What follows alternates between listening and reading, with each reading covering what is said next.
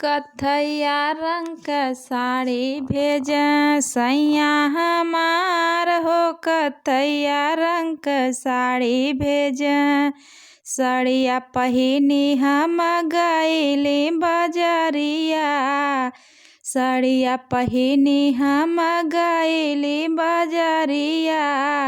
बजरिया कलर के सीटी मारे कवन गोरी ठाड़ी हो। बजरिया कलर के सीटी मारे घोड़वा चढ़ल आवे। घोड़वा चढ़ल आवे पापा हमार हो। कवन साला सीटी मारे बेटी हमार हो। कवन साला सीटी मारे कथैया रंग क साड़ी भेज सैया हमार हो। कथैया रंग क साड़ी भेज साड़िया पहिनी हम।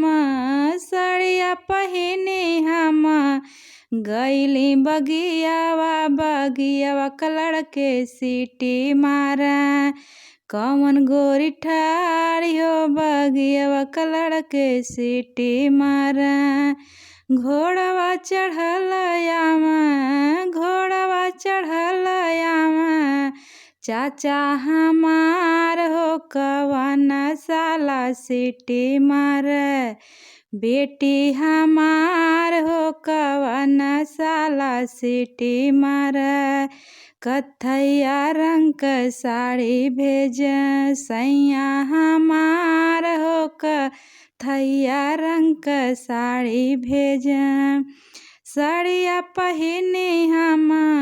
साड़िया पहिनी हम गइली कुआनवा। कुआनवा कलर के सीटी मारे कवन गोरी ठाड़ी हो। कुआनवा कलर के सीटी मारे घोड़वा चढ़ल आवे। घोड़वा चढ़ल आवे भैया हमार हो। कवन साला सीटी मारे बहिना हमार हो। कवन साला सीटी मारे बहिना हमार हो। कवन साला सीटी मारे कथैया रंग क साड़ी भेज सैया हमार हो। कथैया रंग क साड़ी भेज।